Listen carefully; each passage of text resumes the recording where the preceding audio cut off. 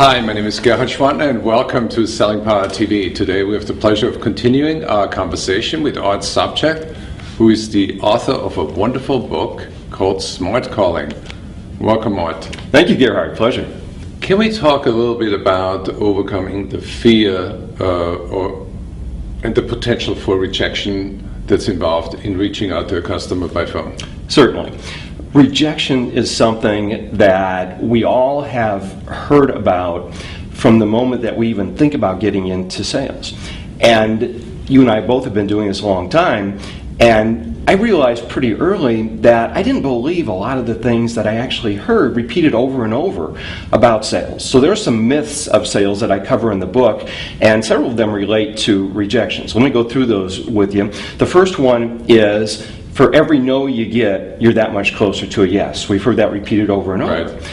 But if you think about it, that's not true at all. What a bunch of garbage that is. I was golfing with a guy the other day. I was paired up with him, and he was absolutely horrible. And he said to me, boy, if I just play more, I'd get better. And I looked at him and I felt like saying, no, you wouldn't, because really you're pretty bad. You'll just continue to get worse if you're not doing the right things.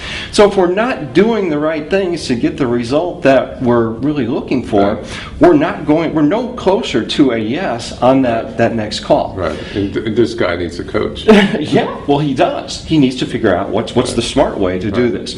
The other thing that we've heard over and over is, boy, you really need to love rejection, or you seek it out. Yeah. Well, again, early on, I looked at it and I thought, wait a minute, if I love something, I want more of it. Right. I don't want more rejection. I want to figure out how can I avoid it. Right. And then if you break it down, I'm no psychologist here, but if you break it down, what do people call rejection in sales? When I do seminars, I always ask that question. How many of you have been rejected here before? And people raise their hand, and I said, well, how do you know? And they'll say, well, I didn't get the sale. I heard that we're happy with who we're using right now. Don't call me again. Some even say it's the tone of the other person, the dial tone that they hear. They're hanging up on them. Right. And then I ask them, I say, okay, those are things that happen to you. Mm-hmm. Is rejection what happens to you, or the way you define what happens to you? Interesting. And it's always the definition. It's a thing that happens. Let's take another profession. Let's say I'm a scientist and I try one experiment. It doesn't work. Was that person rejected? I'm an accountant. My numbers don't match up. Was I rejected? Right. I'm a baseball player. I swing and I miss. Was I rejected? No. But in sales, if we don't get a yes, we're rejected. So my suggestion is, let's change the way we look at what happens to us. Because everybody watching this, I would assume, is in sales or looking to get in sales. Right. And we've all picked a profession where every day, proactively, we're going out and playing in heavy traffic. And we're going to get nicked every once in a while. And if we're not getting nicked, that means we're not playing. We need to be playing the game. Right. But that's just part of the game. So what does smart selling do to bypass that? Well, part of the title of the book, and that's why I'm sure some people buy it, is that it says eliminate the fear, fail, and rejection from cold calling. Right. So here's what I suggest you do. In addition to changing your definition of what rejection is, let's be proactive in accomplishing something on every call. So I suggest getting a win on every call. Every salesperson should have a primary objective for their call, which I define as, what do you want them to do, the prospect to do? And I suggest thinking big, go as far as you possibly can. But I also suggest a secondary objective, and here's where we're going to avoid the rejection. For example, let's take two salespeople.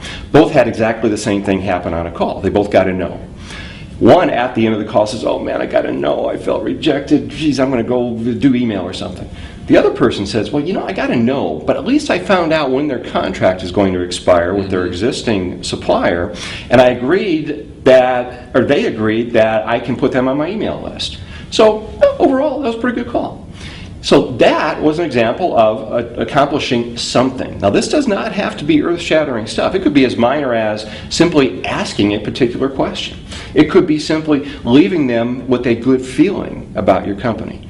Because at the end of the day, one person is going to say, oh boy, I got rejected 30 times. The other person is going to say, I accomplished my primary 3 or 4 times, but I accomplished my secondary the rest of the time. And I really believe that in our game here, about 80% of what we accomplish is due to how we feel when we're doing it. Awesome. Well, thank you, Art. We're going to continue our conversation tomorrow where we talk about how to avoid the dumb mistakes a lot of salespeople are making.